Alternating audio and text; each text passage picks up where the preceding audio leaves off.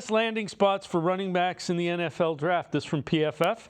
Tennessee running back Jaylen Wright blazed a 4.38 40 in the at the combine, averaged more than 7 yards per carry in a gap running scheme last 2 years. Stefanski's offense totaled second most gap scheme rushing attempts last year, making Wright an intriguing fit for Cleveland's potential ground game. So PFF, the analytics guys, see Wright as a fit in the scheme. Now, what's a little unknown, does that scheme get tweaked with the new offense?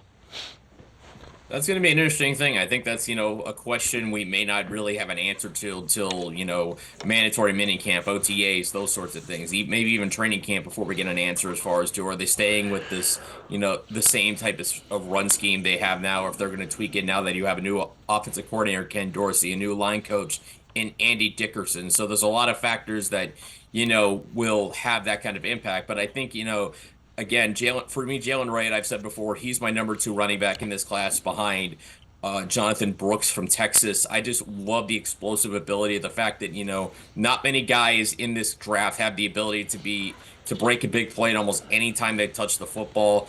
And I wonder so much, if Jaylen Wright, how much better his numbers would be if he had 20 more carries, 30 more carries. Would we be talking about him as the number 1 back?